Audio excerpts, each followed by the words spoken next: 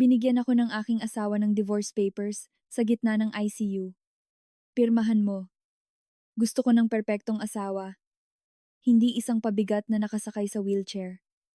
Agad ko itong pinirmahan. Ngumiti siya ng malamig. Bayaran mo ang sarili mong bill sa ospital. Sumagot lang ako. Okay. At wala siyang ideya na ang pangalan ko sa papel na iyon ang simula ng kanyang katapusan. Napakaputi ng silid, matalim ang ilaw, at siksik ang hangin sa amoy ng disinfectant. Ang mga kumot ay mahigpit na nakahila na para bang nais ng ospital na itago ang anumang tanda ng kahinaan. Ang monitor sa tabi ko ay patuloy na nagbibigay ng nakakainis na ritmo.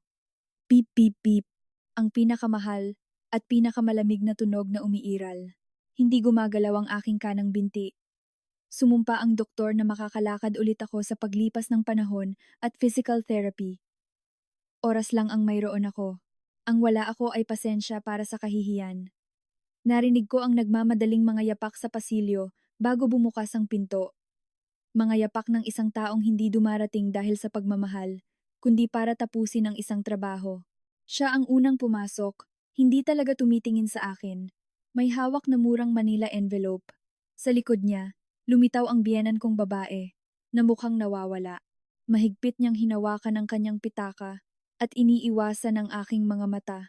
Nanginig ang kanyang bibig, ngunit wala siyang sinabi. Kinaladkad ng aking asawa ang isang upuan na may malakas na ingay at inihulog ang sobre sa bedside table. Ang ballpen ay nakakabit sa isang string na para bang kahit ang ballpen ay bihag. Dahan-dahan niyang binuksan ang sobre. Handa na ang petisyon, pangalan, social security number, petsa, lahat ay nasa perpektong linya. Ang kanyang pirma sa ibaba ay baluktot, kinakabahan. Nakilala ko ang pagmamadali rito. Pirmahan mo. Hindi ito isang pakiusap. Ito ay isang utos. Lumapit siya sa aking mukha na para bang bingi ako. Gusto ko ng perpektong asawa, hindi isang pabigat na nakasakay sa wheelchair. Isang pabigat. Ang salita ay hindi nakasakit sa akin. Kinumpirma lang nito ang isang bagay. At kapag may isang bagay na nakumpirma, ito ay nagiging desisyon. Mahina akong umubo ang aking biyenan. Sinabi ng kanyang mga mata na mali ito, ngunit sinabi ng kanyang katawan na hindi niya ito pipigilan.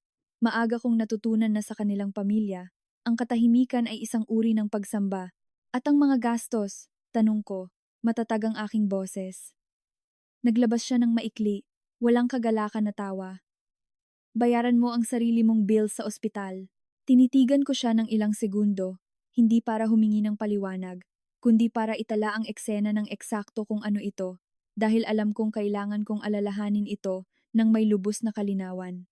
Ikinrus niya ang kanyang mga braso. Naghihintay ng aking desperasyon. Hindi ko ito ibinigay sa kanya. Tiningnan ko ang papel na tulad ng anumang iba pang kontrata. Akala niya mahina ako. Akala niya magmamakaawa ako. Akala niya wala na ako sa katinuan. Ngunit naalala ko ang isang napakasimpleng bagay. Sa Amerika, ang isang piraso ng papel ay mas mahalaga kaysa sa isang pangako, at ang isang pirma ay mas mahalaga kaysa sa isang talumpati. Naalala ko ang opisina ng Notary Public malapit sa gusali ng Kapitolyo sa Austin. 3 taon na ang nakakaraan, naroroon ako para ipanotaryo ang aking pirma para sa isang malaking kontrata para sa aking kumpanya. Humingi ng aking ID ang notaryo, itinatak ang dokumento, at nagtago ng kopya ng aking pirma. Umalis ako roon ng may katiyakan. Ang isang pirma ay isang pagkakakilanlan. Nang araw na iyon, tumawa ang aking asawa sa kotse. Sineseryoso mo masyado ang mga bagay na ito. Sineseryoso ko ang mga ito, at iyon ang dahilan kung bakit itinayo ko ang lahat ng gusto niyang agawin sa akin ngayon. Sa ICU, hawak ko ang ballpen gamit ang kamay na may markang IV needles. Hawak ng aking biyanan ang kanyang hininga. Walang galaw na nakatayo ang aking asawa, naghihintay sa eksena ng isang sirang babae. Agad akong pumirma ng walang panginginig, walang luha, nang hindi humihingi ng mas maraming oras. Isinulat ko ang aking buong legal na pangalan ng eksakto kung paano ito lumabas sa aking mga opisyal na dokumento at sa mga kontrata ng kumpanya. Ang uri na kinikilala ng isang notaryo nang walang pag-aalinlangan. Nang matapos ako, ibinalik ko ang ballpen at tiningnan ng aking asawa sa mata. Tapos na, sabi ko. Nagpikit siya, nagulat na hindi ako gumawa ng eksena. Pagkatapos ay lumabas ang kanyang ngiti. Isang ngiti ng isang madaling tagumpay. Mahusay. Kinuha niya ang papel na para bang nag-aangat ng bigat mula sa kanyang mga balikat. Mas mabuti ito para sa ating dalawa sa ganitong paraan. Hindi ako sumagot. Sa wakas ay nakapagbitaw ng maikli, hingal na pangungusap ang aking biyenan. Gagaling ka. Marami sana akong nasabi. Tiningnan ko lang siya at hinayaan ang katahimikan na sumagot. Tumayo ang aking asawa, inayos ang kanyang kamiseta, at naglakad patungo sa pinto. Nang buksan niya ito, nakita kong muli ang pagmamadali. Ang pagmamadali ng isang taong tumatakbo patungo sa ibang buhay, ibang babae, ibang murang pangarap. Umalis siya. Sumunod kaagad sa kanya ang aking biyenan na may mas maikling mga yapak, na parang may daladalang kasalanan na hindi niya alam kung saan ilalagay. Nang sumara ang pinto, mukhang lumaki ang silid. Naging matalas ang beep ng monitor. Isang bukol ang nabuo sa aking lalamunan saglit, hindi dahil sa pagmamahal, kundi dahil sa alaala. Naalala ko kung sino ako sa bahay na iyon. Ako ang babaeng nagbayad ng down payment sa aming kondo nang bumagsak ang kanyang negosyo. Ako ang babaeng humawak sa kanyang kamay sa libing ng kanyang ama. Ako ang babaeng bumili ng mga reseta ng kanyang ina nang mawalan ng bisa ang kanyang insurance. Ako ang babaeng nagtiis ng kanyang mga biro sa mga barbecue para mapanatili ang kapayapaan. At gayunpaman, naging pabigat ako. Ipinikit ko ang aking mga mata at huminga ng malalim. Sumagi sa aking isipan ang boses ng aking kapitbahay, si Carol. Halos 50 anyos si Carol, at nagsasalita ng may halong pagmamahal at katotohanan. Mahal ko, kung gusto ng isang lalaki na umalis, hayaan mo siya. Ngunit huwag mong hayaan siyang kunin ang iyong dangal kasama niya. Pinindot ko ang call button. Pumasok ang isang nurse, bata at pagod, na may maitim na bilog sa ilalim ng kanyang mga mata na hindi kayang itago ng anumang concealer. Okay lang ba ang lahat, ma'am? Okay lang ang lahat, sagot ko. Masyadong kalmado ang aking boses. Kailangan kong kausapin ang administrasyon ng ospital ngayon, at kailangan ko ang aking cellphone. Nag-alinlangan siya, ngunit dinala niya ito sa akin. Nang lumapag ang device sa aking kamay, naramdaman ko ang bigat nito, na parang may hawak na susi. Binuksan ko ang aking mga contacts, at hinanap ang pangalang hindi ko tinawagan sa loob ng ilang buwan. Jessica, ang aking abogado. Pinindot ko ang call. Nang sumagot siya, hindi ako nawalan ng pag-asa. Sinabi ko lang, Jessica, dinala niya sa akin ang divorce paper sa ICU at pinirmahan ko ang mga ito. Sa tamang paraan, nagkaroon ng maikling katahimikan sa kabilang dulo at pagkatapos ay dumating ang kanyang boses na mahina at matatag. Kung gayon, binigyan ka lang niya ng bagay na pinakamamahal niyang itago. Tiningnan ko ang saradong pinto at inilarawan sa isip ang aking asawa na lumalayo mula rito na para bang nanalo. At ngumiti ako, isang maliit na malamig na ngiti. Gusto kong maintindihan niya, dahan-dahan kong sabi, na ang pangalan ko sa papel na iyon ay hindi ang katapusan ng kasal. Ito ang simula ng pagbabayad. Binaba ko ang telepono. Sa isang ospital, lahat ay naitatala. Oras, pangalan, mga saksi, papel, pirma. At sa sobre na iyon, bukod sa aking pangalan, ay ang kanyang buong legal na pangalan. Ang pangalan na ginagamit niya para magbukas ng mga account, pumirma ng mga kontrata, mukhang karespeto, ang pangalan na gagamitin ngayon para patunayan kung sino talaga siya. Hindi ako nasira, nagising ako, at wala siyang ideya kung ano na ang hawak ko sa aking kamay. Ang pangalan sa papel, ang unang piraso. Akala niya ang sakit ay mananatili lamang sa aking binti, ngunit nagbago ito ng direksyon. Ito ay nasa aking lalamunan, sa espasyo sa pagitan ng mahal kita at pinandidirihan mo ako.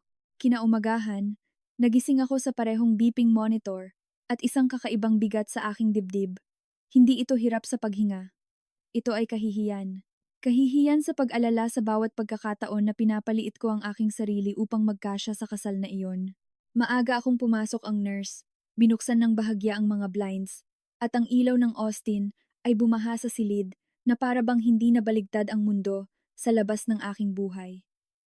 Kumusta ang pakiramdam mo ngayon? Tanong niya, habang inaayos ang IV drip. Okay lang ako, sagot ko.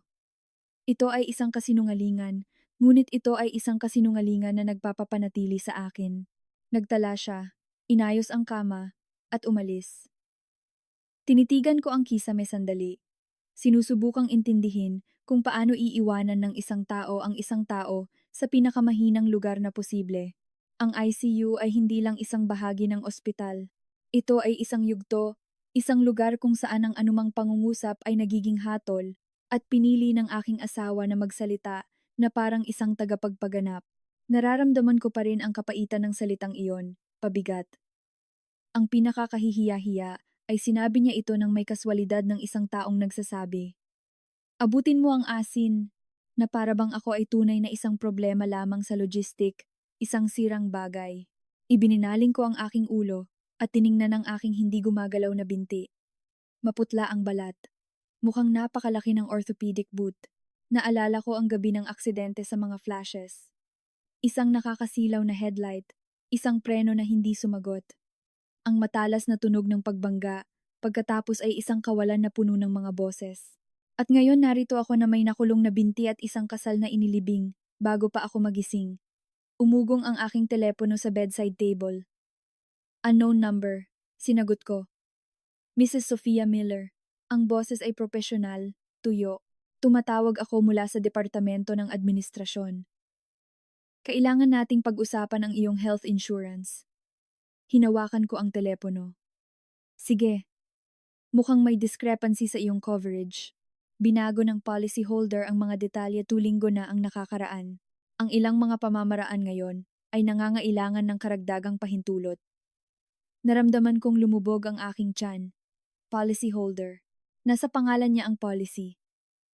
Iniwan ko itong ganoon para sa kaginhawaan, para sa tiwala, dahil mas madali kapag siya ang humahawak ng mga bagay na iyon. Kapag nagtitiwala ka sa isang tao, binibigyan mo sila ng maliliit na susi nang hindi mo namamalayan hanggang sa araw na ikulong ka nila. Sino ang nagbago nito? Tanong ko. Bagaman alam ko na, nagkaroon ng update sa pamamagitan ng app na may password at kumpirmasyon. Ito ay hiniling ni Mr. Ethan Miller. Ethan, ang aking asawa. Hindi ako agad sumagot. Huminga lang ako ng malalim para hindi manginig ang aking boses. At ano ang ibig sabihin niyan ngayon? Tanong ko. Ibig sabihin, hanggang sa ma-regularize ito, ang ilang gastos ay pananagutan ng pasyente. Nagtapos ang tawag sa pagsabi ng babae na magpapadala siya sa akin ng email. Nagpasalamat ako sa kanya na para bang ito ay isang simpleng issue sa burokrasya. Binaba ko ang telepono at umupo ng tahimik sa loob ng isang minuto, nakatitig sa wala. Hindi lang niya gustong umalis. Gusto niyang bayaran ko ang pribilehiyo ng pagiging buhay.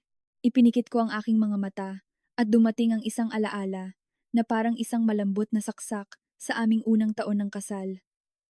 Umuuwi siya at niyayakap ako mula sa likod habang gumagawa ako ng kape. Ikaw ang aking kapayapaan, sabi niya. Naniniwala ako sa kanya. Sa ikalawang taon, nang magsimulang bumagsak ang kanyang kumpanya, hindi ako nagreklamo.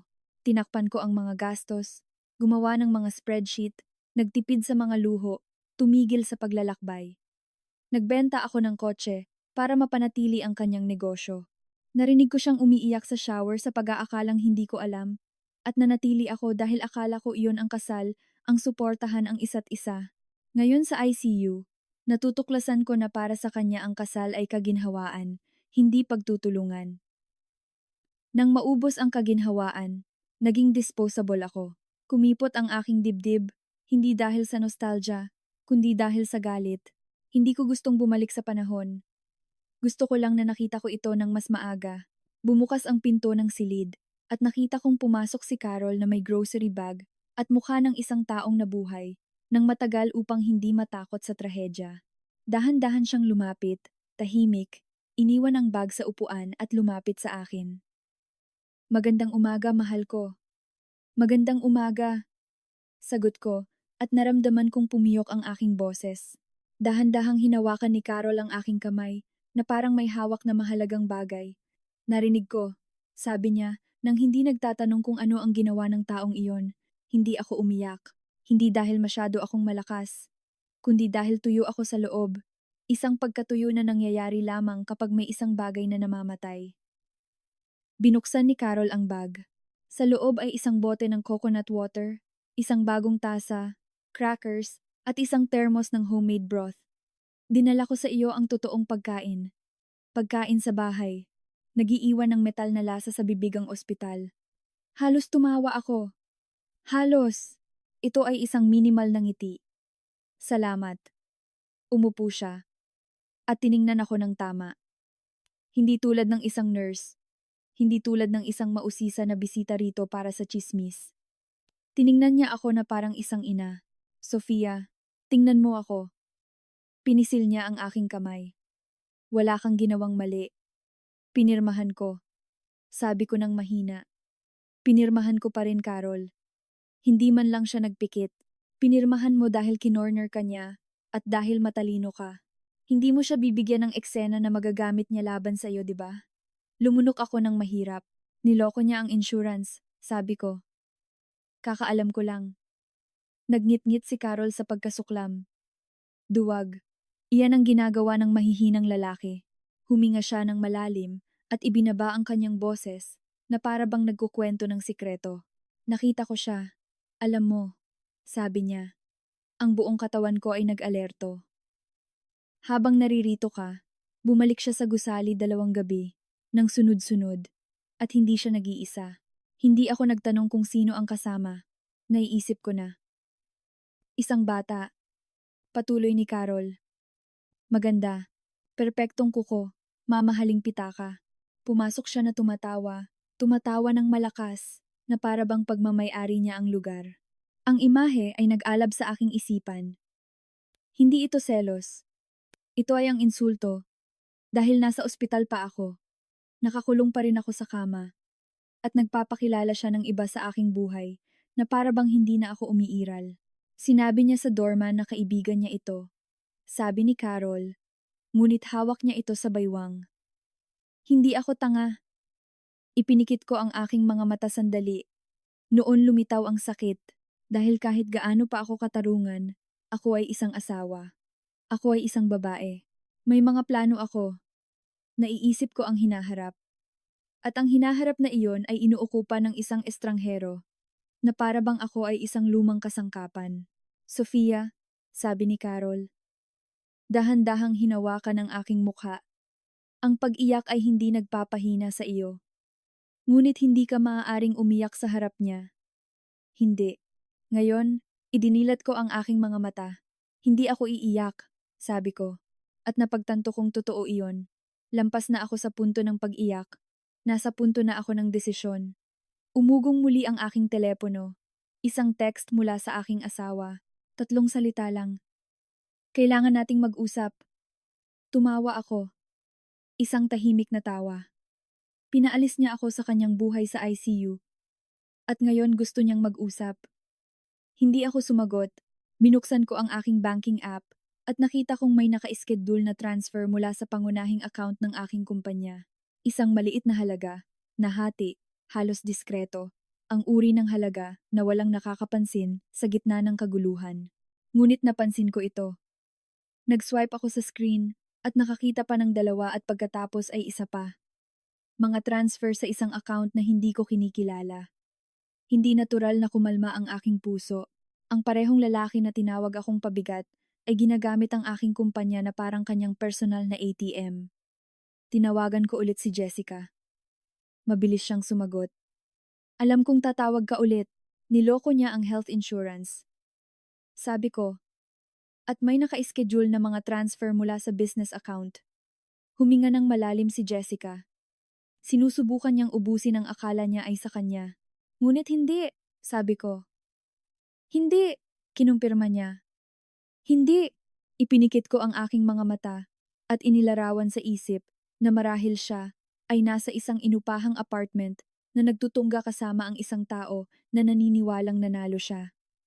Dahan-dahan kong sabi, gusto kong ipaliwanag mo sa akin ang isang simpleng bagay, Jessica.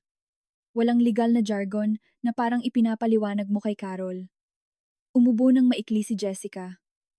Okay, Eto ang usapan. Akala niya nahuli ka niya nang mahina ka, ngunit pinirmahan mo ang tamang paraan gamit ang iyong buong legal na pangalan habang nasa tamang pag-iisip. Inaalis niya ng kanyang salaysay na ikaw ay incapacitated. Dagdag pa, ang katotohanan na pinapirmahan kanya sa sandaling iyon ay nakakatulong na patunayan ang kanyang intensyon, ang kanyang pagmamadali, ang kanyang kalupitan, at ang pangalan. Tanong ko, ang kanyang buong legal na pangalan sa papel ay ang angkla. Siya ang totoong tao. ID, pirma, petsa. Hindi niya kayang i-claim sa bandang huli na hindi siya iyon. Para itong ipinanotaryo. Tamang pangalan, tamang tao, tamang responsibilidad. Nagawa kong ngumiti ng maliit, malamig. Kung gayon, ipaparamdam ko sa kanya. Ipaparamdam ano? Tanong ni Jessica, na hindi ako pabigat. Binaba ko ang telepono at tiningnan si Carol. Naintindihan niya mula lang sa aking ekspresyon. Ano ang gagawin mo, mahal ko? Sumagot ako sa pinakasimpleng paraan. Hihinto na ako sa pagiging mabait. Tumango si Carol na para bang iyon ang basbas na kailangan ko. Kung gayon, gawin mo ng tama. Huminga ako ng malalim at tinawagan ang physical therapist. Nang pumasok siya, humingi ako ng support bar at sinubukang tumayo. Sumakit ang aking binti na parang apoy. Nanginginig ang aking mga kamay. Halos matumba ako at narinig ko ang sarili kong boses na mahina, matatag, na lumalabas mula sa gitna ng pagsisikap na iyon. Muli akong maglalakad. Dahan-dahang inalalayan ako ng therapist, isang hakbang sa bawat pagkakataon. Humakbang ako, at sa hakbang na iyon, naramdaman ko na hindi lang ang aking katawan ang bumabalik. Ito ay ang aking buhay. Sa labas ng ospital, akala ng aking asawa ay nakulong ako. Ngunit nagsimula na akong lumabas. At kapag lumabas ako, isasara ko ang pinto sa kanyang mukha nang walang sigawan, walang pagmamakaawa, sa pamamagitan lamang ng mga katotohanan. At hindi pa niya naintindihan na ang sobre na inihagis niya sa aking kama ay hindi ang katapusan. Ito ay ang resibo para sa kanyang pagkakamali. Palagi kong akala na ang paghihiganti ay tungkol sa pagsigaw, pagbasag ng mga plato, pampublikong kahihiyan, isang iskandalo sa gitna ng kalsada. Ngunit itinuro sa akin ni Jessica ang isang bagay na hindi ko kailanman malilimutan. Sa Amerika, ang pinakamahal na paghihiganti ay ang tahimik na uri dahil may kasama itong selyo, numero ng file, petsa, at oras, at walang sinuman ang makakabura nito. Sa pagtatapos ng hapon na iyon, nakagawa ako ng dalawang desisyon. Una, hindi na ako makikipagtalo sa kanya sa text. Pangalawa, aalis ako sa ospital na ito na may isang bagay na wala siyang kontrol. Bumalik ang physical therapist pagkatapos ng tanghalian. Inayos niya ang suportang sinturon sa aking baywang at inilagay ang saklay sa tamang panig. Ngayon, mananatili tayong nakatayo ng mas matagal, sabi niya. Huminga ako ng malalim. Ang sahig ay mukhang napakalayo, na parang sinusubukang bumaba mula sa isang gusali ng walang hagdanan. Nang tumayo ako, sumakit ang aking binti na parang mainit na electric shock. Malabo ang aking paningin sandali. Naramdaman ko ang malamig na pawis sa aking likod. Dahan-dahan, sabi niya ng matatag. Kaya mo ito. Inilagay ko ang aking mga kamay sa bar at pinigilan ang aking hininga. Sa sandaling iyon, naisip ko ang aking asawa na tumatawa. Bayaran mo ang sarili mong bill sa ospital. Naalala ko siya na tinatawag ang aking sugatang katawan na pabigat. At may isang bagay sa loob ko ang tumahimik. Hindi malungkot na tahimik, kundi tahimik, na parang isang switch na pinindot, pinapatay ang marupok na bahagi. Humakbang ako ulit, at nang umupo ako ulit, hindi ako nakaramdam ng tagumpay. Nakaramdam ako ng direksyon. Umugong ang aking telepono. Ito ay isang mensahe mula sa aking bank manager. Hindi ko maalala na sumulat ako sa kanya hanggang sa maalala ko na may inactivate ako ilang buwan na ang nakakaraan. Isang power of attorney na pinirmahan ko sa opisina ng notaryo para hawakan ang mga usapin sa business account kapag naglalakbay ako. Hindi ito anumang legal na komplikado. Ito ay ang uri lamang ng papeles na inihahanda ng isang may-ari ng negosyo upang hindi huminto ang kanyang buhay. Nakalimutan ko na ito. Pati rin ang aking asawa, Sofia, Nakikita ko ang ilang naka-schedule na galaw dito. Gusto mo bang ipahinto ko ang mga ito? Dahan-dahan kong ipinikit ang aking mga mata. Naroon, ang unang epekto ng pangalan sa papel. Dahil kapag pumirma ka ng tama, kapag pinatunayan mong may malay ka, muli kang nagiging may-ari ng iyong kwento. At sineseryoso ka ng mga tao. Sumagot ako, hold everything today. Pagkatapos ay tinawagan ko si Philip, ang aking accountant, isang lalaki na nasa huling bahagi ng 40s, kalmado, na laging nagsasalita, ng mahina na para bang nasa isang pulong kasama ang Diyos. Philip, sabi ko, kailangan mong tingnan ang lahat ng naka-schedule na transfer ngayon. Hindi man lang siya nagtanong kung bakit. Sinabi lang niya, binubuksan ko na ang file ngayon. Habang inaanalisa niya ito, binuksan ko ang email mula sa health insurance company at tiningnan ang history, pagbabago ng contact, pagbabago ng authorization, pagbabago ng billing address. Lahat ay ginawa sa loob ng 2 linggo habang nagtatrabaho ako, habang akala ko normal ang aking kasal. Nasa tabi ko si Carol na may tasa ng kape at ekspresyon sa kanyang mukha na nagsasabing gusto niyang saktan ang isang tao gamit ang tasa mismo. Ginawa niya iyon dahil akala niya mananatili kang tahimik, sabi niya. Ginawa niya iyon dahil akala niya mamamatay ako. Kinurektahan ko ng walang emosyon. Tiningnan ako ni Carol. Bahagyang nakabukas ang kanyang bibig. At dahil akala niya masyado akong mahihiya para lumaban, patuloy ko ng mahina ang aking boses. Tinawagan ako ni Jessica sa mismong sandaling iyon. Sumagot ako, Sofia, humingi na ako ng precautionary freeze sa business account. Tatawagan ka ng bangko para kumpirmahin. Natawagan na nila. Sagot ko, perpekto, lalong tumatag ang kanyang boses. Ngayon kailangan mo ng isang simpleng bagay. Patunay ng intensyon. Nasa iyo na ang papel mula sa ICU, ang kasaysayan ng insurance, at ang mga transfer. Tiningnan ko ang bintana. At paano ko siya mapapaamin sa kanyang sarili? Tanong ko. Hindi nag-alinlangan si Jessica. Pag-usapan mo siya. Ngumiti ako ng malamig. Tahimik ako ng ilang segundo. Pagkatapos ay nagtanong, paano kung magkita kami para magkape? Magandang ideya, sumang-ayon si Jessica. Isang pampubliko ngunit diskreto na lugar. Walang sigawan. Feeling niya kontrolado niya. At magsasalita siya ng walang preno. At ano ang gagawin ko? Tanong ko. Makinig ka lang. Huminga si Jessica. May mukha kang nakikinig at nag-aalala. Binaba ko ang telepono at tiningnan si Carol. Magkikita kami. Halos mapatalon si Carol mula sa kanyang upuan. Hindi ka pupunta ng mag-isa. Hindi, sabi ko. Ngunit hindi niya kailangang malaman iyon. Nang gabing iyon, nagpadala ako sa aking asawa ng isang text na mukhang inosente. Bukas ng 5 p.m. sa Central Cafe. Sumagot siya sa loob ng 1 minuto. Perpekto. Palagi niyang mahal ang salitang iyon. Na para bang ang buhay ay isang magandang filter at isang palamuting asawa sa kanyang tabi. Kinabukasan, nasa isang ordinaryong silid ako. Masakit pa rin, nahihirapan pa rin, ngunit may mapanganib na kalinawan at naghanda ako, hindi tulad ng isang pasyente, kundi tulad ng isang babaeng hindi humihingi ng tawad sa pagiging umiiral.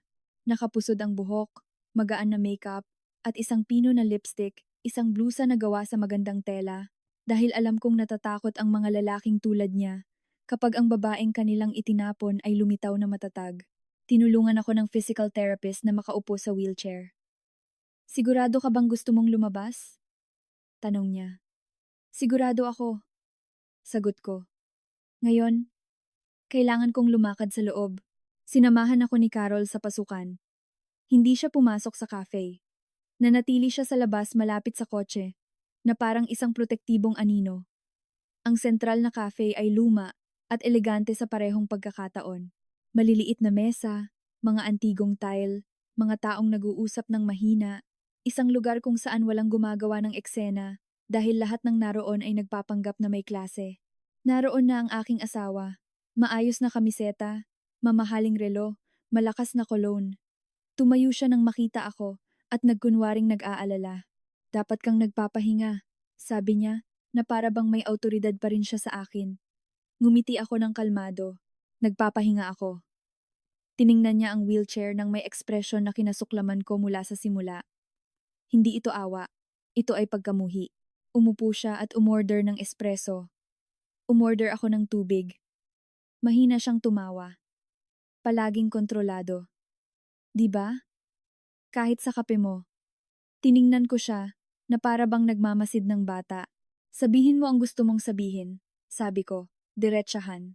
Nagulat siya na pinutol ko ang drama, kaya dumiretso siya sa punto dahil ang mga lalaking tulad niya ay palaging ganoon.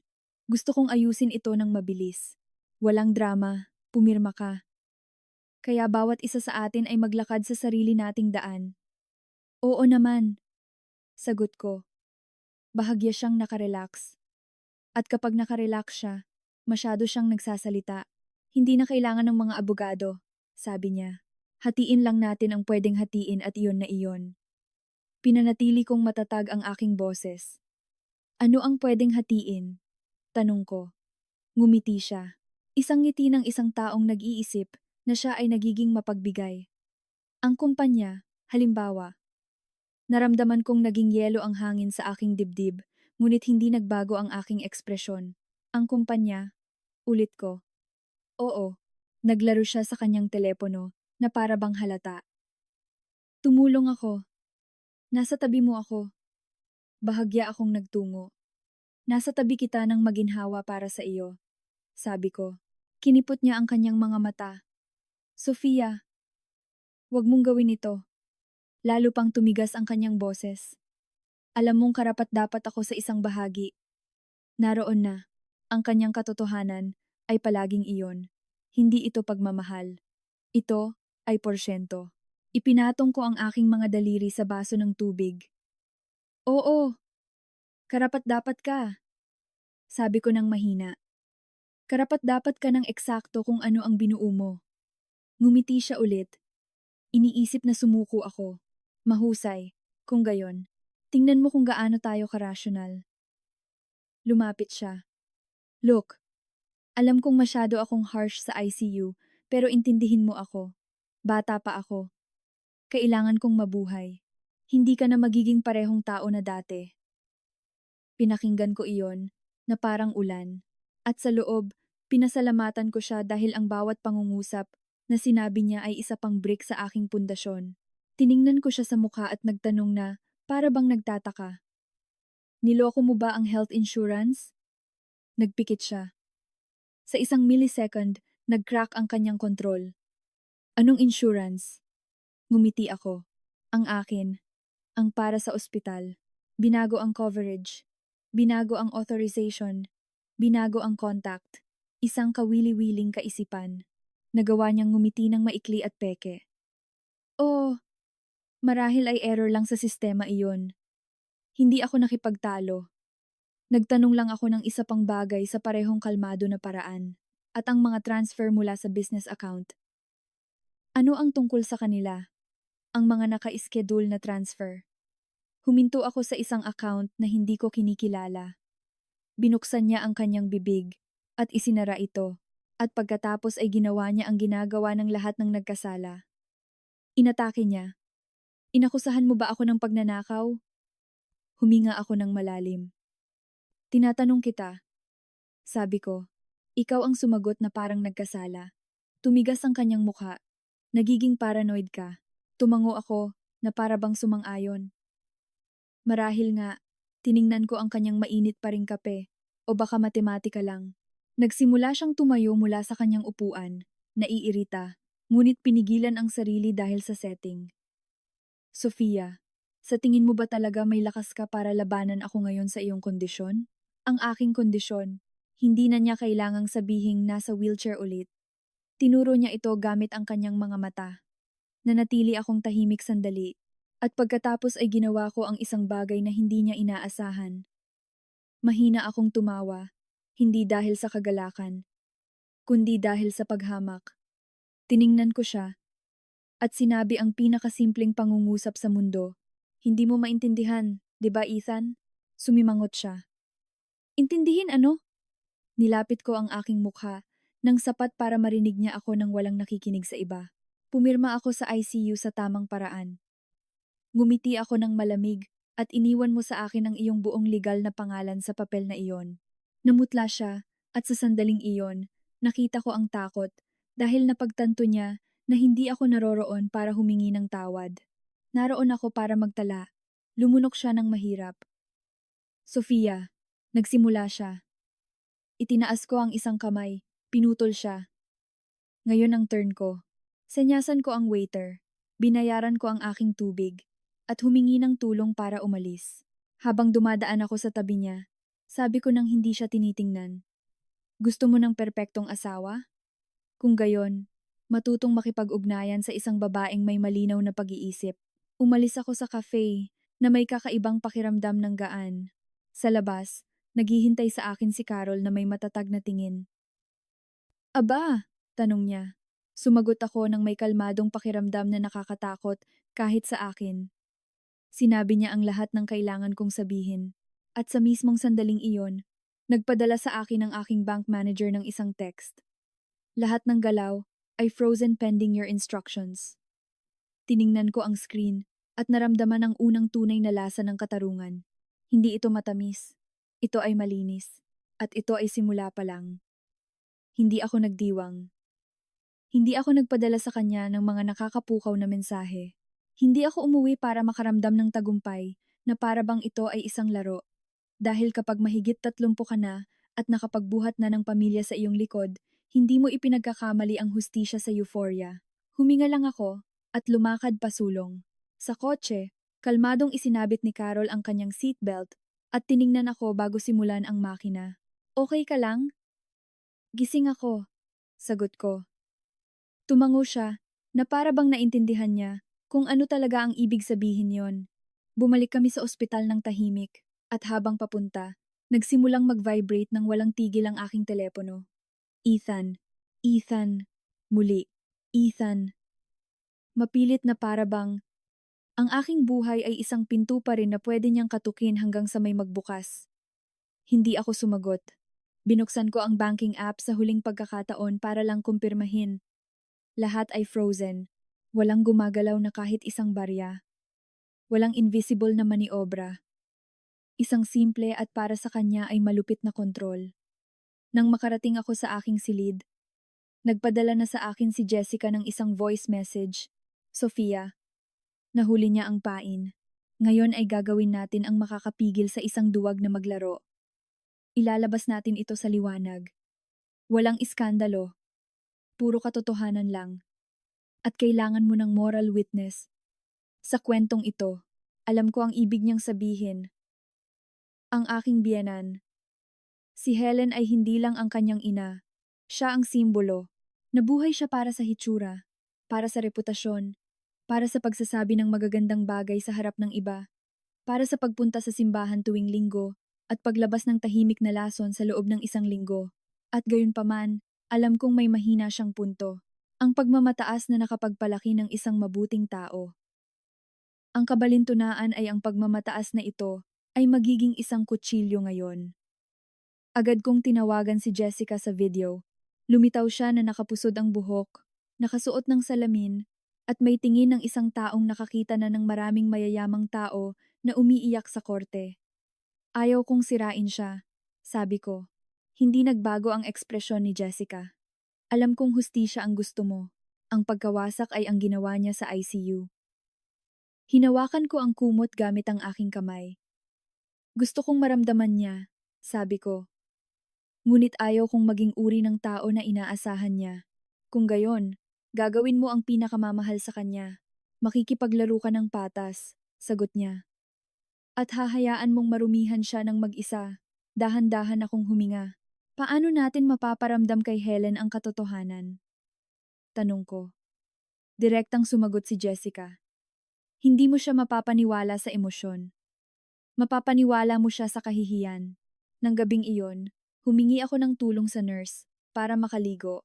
Ito ay isang mabagal, masakit na paliligo, ngunit kailangan. Kailangan kong maramdaman muli ang aking balat bilang sarili ko. Pagkatapos, nagsuot ako ng simple ngunit eleganteng damit, walang luho, puro regalo. Sinuklay ni Carol ang aking buhok nang may lambing na mas masakit pa kaysa sa aking binti. Mukha kang nanay mo, sabi niya ng tahimik. Hindi ako sumagot. Ayaw kong magbukas ng pinto sa luha. Dumating si Jessica sa ospital para sunduin ako at magkasama kaming pumunta sa bahay ni Helen. Nakatira siya sa isang luma, itinatag na kapitbahayan na may mga kalsadang may puno, isang dorma na tinatawag ang lahat sa kanilang apelyido, at mga kapitbahay na nanonood ng buhay ng iba sa pamamagitan ng kanilang rearview mirrors. Ang uri ng lugar kung saan ang mga tao ay walang kapayapaan. Mayroon silang tindahan. Pumasok ako sa sala sa tulong ng wheelchair. Nakatayo doon si Helen na may suot na light knit cardigan. Perpektong nakapusod ang kanyang buhok. At ang mukha ng isang taong nagdesisyon nang galitin ako bago pa ako magsalita. Sofia, sabi niya, pinilit ang magalang na tono. Dapat nasa ospital ka. May pahintulot akong lumabas ng ilang oras. Kalmado kong sagot. Wala doon si Ethan. Siniguro ko iyon. Hindi ako dumating para makipag-away sa kanya. Dumating ako para harapin ang kanyang ina sa anak na kanyang pinalaki. Umupo si Helen sa kanyang armchair at ipinag-cruise ang kanyang mga binti. Mabango ang sala ng lavender at control. Sinabi niya sa akin, ayos na ang lahat, simula niya. Tiningnan ko siya ng direkta. Sinabi niya sa iyo ang kanyang bersyon nito, sabi ko. Ngayon ay sasabihin ko sa iyo ang bersyon mula sa mga papeles. Ang salitang papeles ay nagpatigas sa kanyang mukha. Galit siya kapag ang katotohanan ay nagiging isang dokumento. Kumuha ako ng manipis na folder mula sa aking bag. Walang drama, isang folder lang at inilagay sa coffee table. Hindi ko sasayangin ang iyong oras, sabi ko. Kailangan ko lang malaman mo ang 3 bagay. Itinaas ni Helen ang kanyang baba. 3 bagay. Una, sabi ko, ibinigay niya sa akin ang petisyon sa diborsyo sa ICU. Binuksan niya ang kanyang bibig. Ngunit nagpatuloy ako bago siya makaputol. Sa ICU sa sandaling hindi pa ako makabangon sa kama, tiningnan niya ako at sinabi, gusto ko ng perpektong asawa. Hindi isang pabigat na nakasakay sa wheelchair. Lalong tumindi ang katahimikan sa silid. Dahan-dahang kumurap si Helen. Hindi niya iyan sasabihin, automatiko niyang sinubukan, na para bang ang pagtanggi ay isang ugali. Helen. Ang ospital ay nagtatala ng lahat ng bisita at may mga saksi. Bukod pa rito, ang petisyon ay pinirmahan sa mismong oras na iyon. Nauunawaan mo ba ang bigat ng moral na iyon? Moral? Ulit ni Helen na naiirita.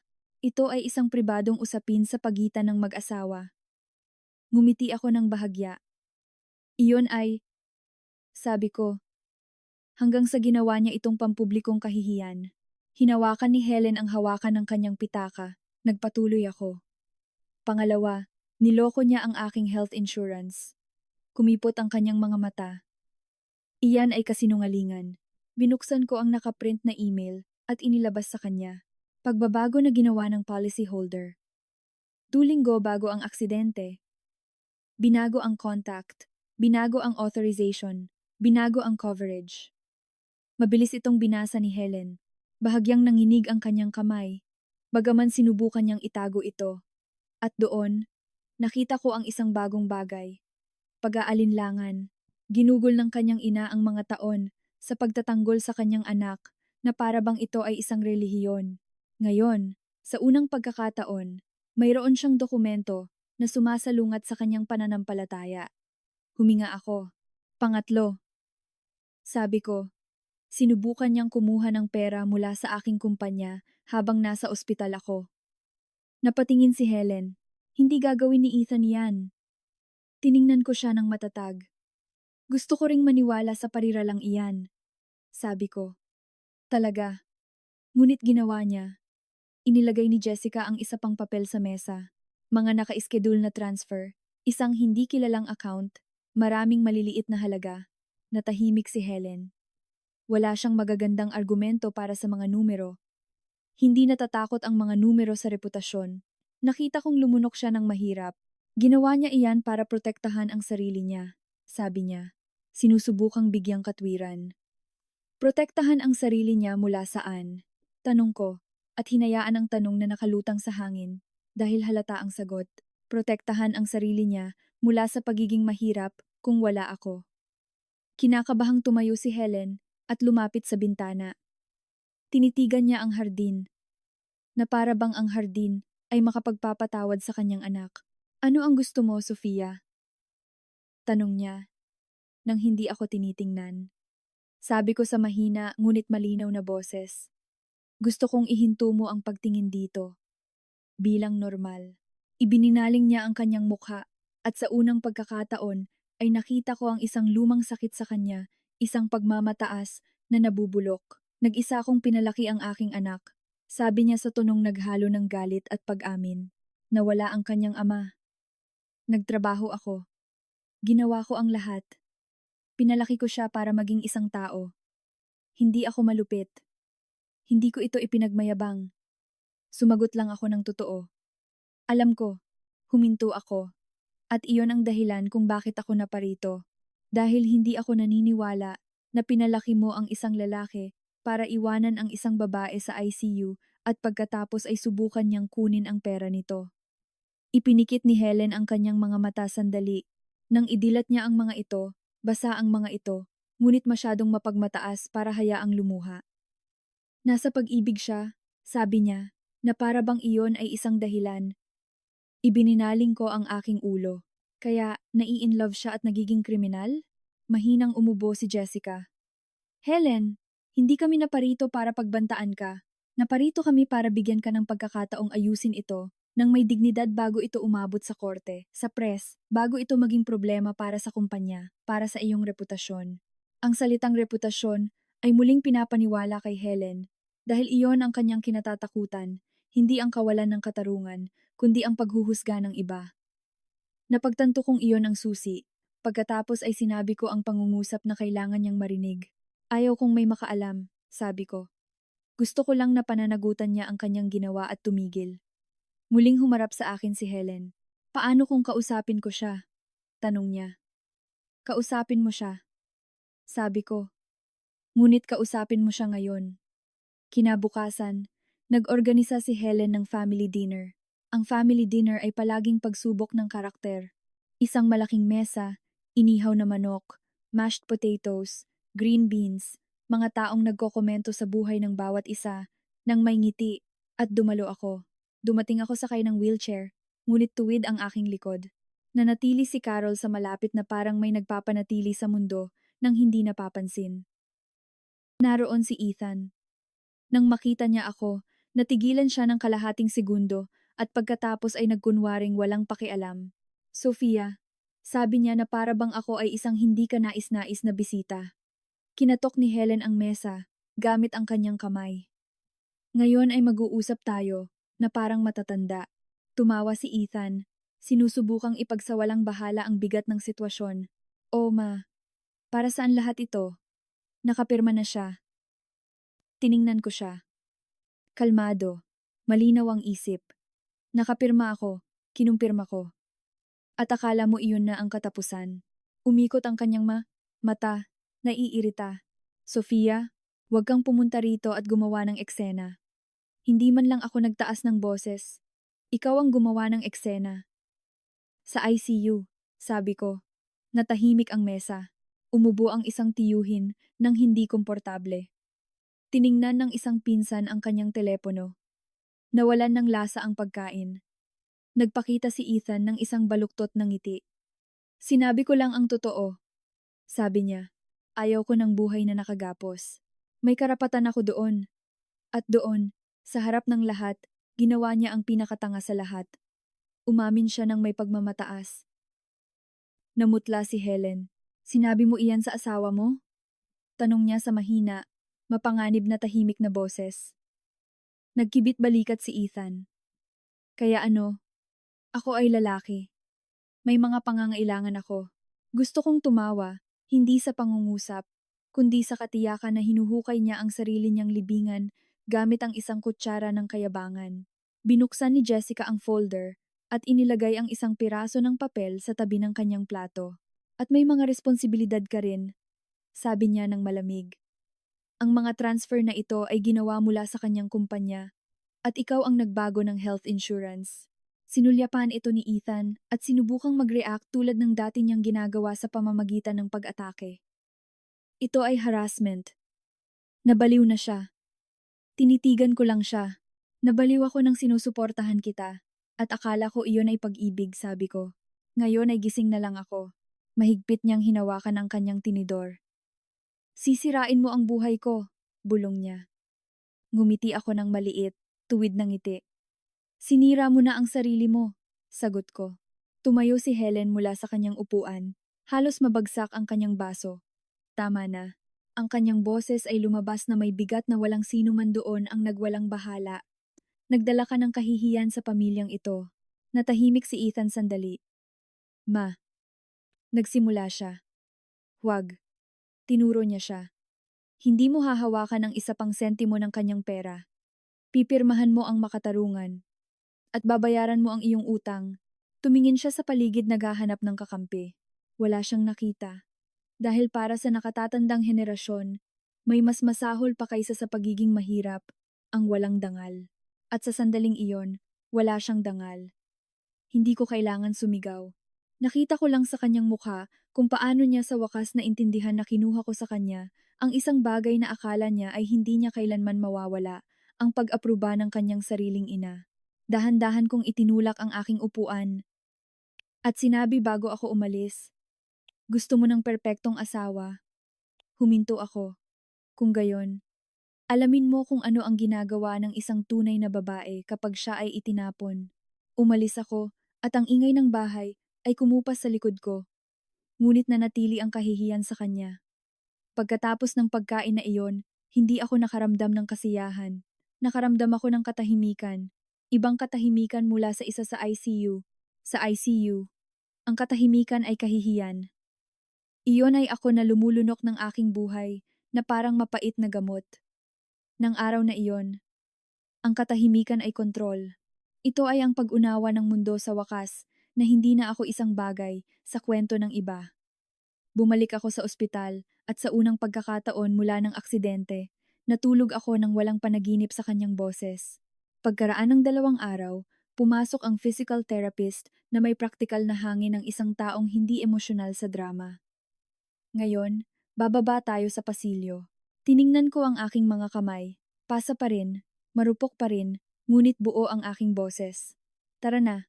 Isinuot niya sa akin ang harness, inayos ang saklay, ipinakita sa akin kung paano ilipat ang aking bigat. Dahan-dahan akong tumayo. Dumating ang sakit tulad ng dati, ngunit ngayon ay mayroon na itong lugar. Humakbang ako, pagkatapos ay isa pa. Maliit, clumsy. Totoo. At sa dulo ng pasilyo, nakita ko si Carol na nakaupo sa isang upuan na para bang siya ay isang angkla. Ngumiti siya nang makita ako. Naroon na siya, sabi niya nang mahina, na para bang hindi niya takutin ang tagumpay. Anak ko, hindi ko na kayang pigilan. Hindi dahil sa kalungkutan, kundi dahil sa ginhawa. Isang luha ang tumakas. Tumayo si Carol at lumapit sa akin. Hindi ka nag-iisa, sabi niya. At naintindihan ko na ang pamilya ay hindi lang dugo.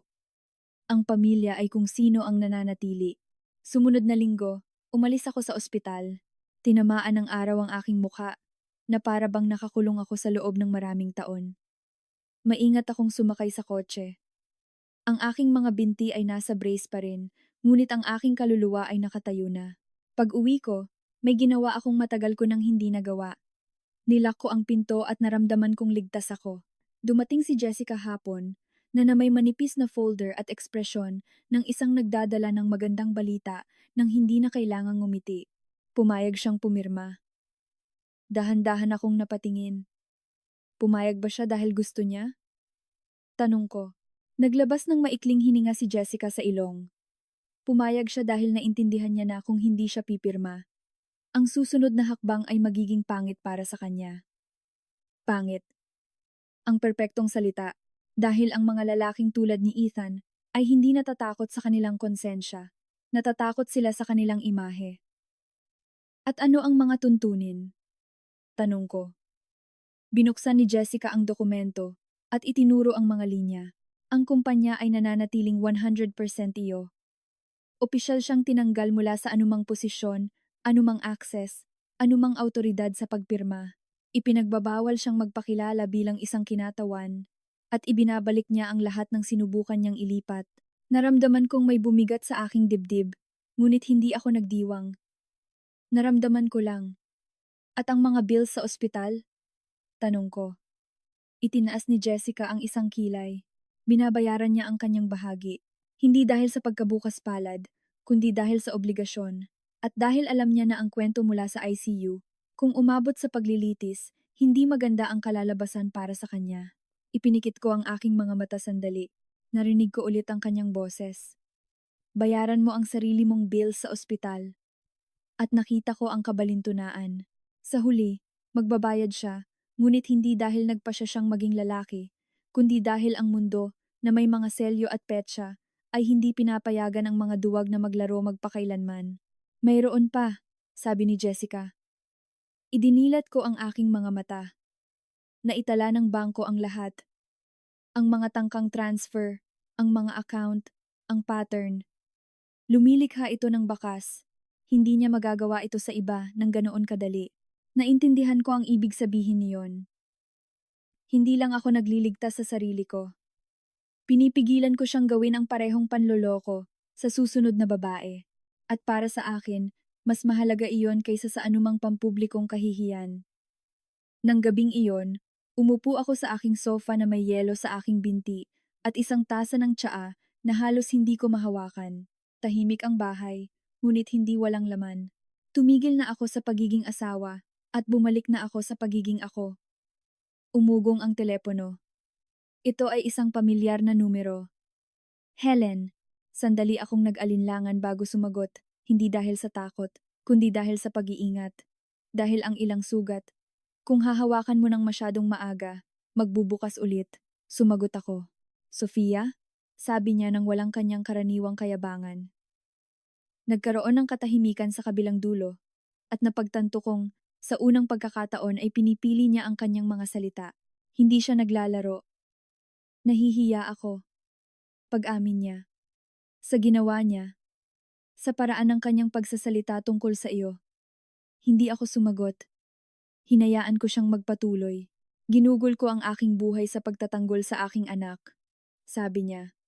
At akala ko iyon ay pagmamahal ng isang ina. Ngunit ipinagkamali ko ang pag-ibig sa pagiging bulag. Dahan-dahan akong huminga. Helen. Sabi ko ng kalmado. Hindi ako naparito para sirain ang iyong anak. Naparito ako para pigilan siya. Alam ko, sagot niya, at nagpapasalamat ako sa iyo sa paggawa nito nang walang sigawan dahil kung sumigaw ka ay kinamumuhian kita at ipagtatanggol ko pa rin siya. Ipinikit ko ang aking mga mata. Iyon ay masakit na makatao. Ang totoo ay ang ilang tao ay makakakita lamang kapag ang katotohanan ay ibinibigay ng magalang dahil ang pagiging magalang ay nagiiwan ng kahihiyan na walang takas. Hindi ko alam kung paano humingi ng tawad ng maayos, patuloy ni Helen. Ngunit patawarin mo ako. Naramdaman ko ang isang bukol sa aking lalamunan. Hindi ito pagmamahal. Ito ay ang pakiramdam ng pagsasara ng isang bilog. Tinatanggap ko. Sabi ko, ngunit huwag kang bumalik. Hindi ako humihingi ng pagbabalik. Sagot niya. At narinig ko ang isang maliit na pigil na hikbi. Gusto ko lang malaman mo na nakikita ko. Nakikita ko kung ano ang naging siya. At nakikita ko kung sino ka. Binaba ko ang telepono. Nanginginig ng bahagya ang aking kamay. Tiningnan ako ni Carol, na nasa kusina naghuhugas ng pinggan na para bang sa kanya ang bahay. Iyon ba siya? Ua. At pagkatapos ay ngumiti ako. Humingi siya ng tawad. Tumango si Carol, na parang naiintindihan, na para sa isang matandang babae iyon, ay halos parang operasyon ng walang anesthesia. Mabuti, sabi niya. Ngayon ay sumulong ka, at ginawa ko. Sa sumunod na mga linggo, nabuhay ako ng uri ng routine na walang nagpo-post sa Instagram. Physical therapy, sakit, mahirap na paliligo, mga hagdan na parang bundok, gamot, mga pulong sa trabaho sa pamamagitan ng video call. At sa gitna ng lahat, maliliit na tagumpay. Ang araw na tumayo ako ng mag-isa sa loob ng 5 segundo. Ang araw na tumawid ako sa sala ng walang saklay. Ang araw na muli akong nagmaneho, dahan-dahan, takot, ngunit malaya. At sa bawat hakbang, naintindihan ko ang isang bagay. Hindi lang ako nakakabalik sa aking binti. Nakakabalik ako sa paggalang na mayroon ako sa aking sarili. Sinubukan ni Ethan na tumawag ng ilang beses. Hindi ko kailanman sinagot. Nagpadala siya sa akin ng text. Sofia, nagkamali ako. Desperado ako. Desperado.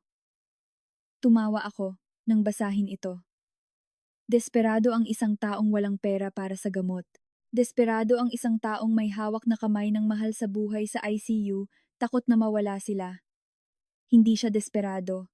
Naiirita lang siya na nawalan siya ng kalamangan. At hindi na ako available para aliwin ang isang lalaking walang karakter. Nang opisyal na matapos ang diborsyo, pumunta ako sa opisina ng notaryo kasama si Jessica. May dala akong magaan na baston, mas para sa seguridad kaysa sa pangangailangan. Ginawa ko ang pagsisikap na pumasok. Humingi ng aking ID ang notaryo. Tiningnan ang aking pirma. Itinatak ang dokumento. At naramdaman kong may nag-click sa loob ko. Simple lang, ngunit tapos na. Nang lumabas kami, sabi ni Jessica, nanalo ka nang hindi nadudumihan ang iyong mga kamay. Tiningnan ko ang malinaw na kalangitan. Hindi ako nanalo, sagot ko. Bumalik ako. Nang gabing iyon, may ginawa akong maliit. Binuksan ko ang bintana ng sala. Umupo ako sa sofa, nagpatugtog ng mahinang musika, at dahan-dahang uminom ng mainit na kape. Umugong ang aking telepono sa huling pagkakataon na may pangalan niya. Tiningnan ko ang naiilawan na screen. Pwede ba kitang makita isa pang beses? Hindi ako sumagot. Inilabas ko lang ang notification na parang nagpupunas ng anino at naisip ko ng may kalmadong pakiramdam na parang yelo at kapayapaan sa parehong oras. Gusto mo ng perpektong asawa. Hindi mo lang naintindihan na ang perpektong babae ay hindi ang nagtitiis ng lahat. Siya ang nakakaalam kung kailan aalis at isasara ang pinto, mag-isa. Inilagay ko ang tasa sa mesa at hinayaan ang bahay na huminga kasama ako. Hindi ako bitter. Malaya ako. At kapag dumating ang kalayaan, hindi ito gumagawa ng ingay. Nananatili lang ito. Kung nagpatuloy ka sa iyong puso pagkatapos ng kwentong ito, gusto kong magtanong. Huwag mong baliwalain ang mga palatandaan na sinusubukang itago ng pag-ibig. Kung minsan, tinatawag natin ang isang bagay na isang magaspang na bahagi kapag ito ay isang pattern na ng kawalang galang. At kung nakaranas ka ng katulad na bagay, mag-iwan ng komento na nagsasabi sa akin kung anong lungsod ka nakikinig. Nagbabasa ako, sumasagot ako, at dala-dala kita. Isulat ang pangalan ng iyong lungsod sa ibaba dahil ang sakit ay may iba't ibang accent, ngunit ang lakas ng loob ay pareho sa lahat ng dako. Salamat sa pananatili hanggang sa huli. Kung gusto mo ng mga kwentong matibay, totoo, at tungkol sa hustisya, mag-subscribe sa channel at i-on ang mga notification. Dito, hindi natin ginagawang romantiko ang pagdurusa. Ginagawa natin itong lakas,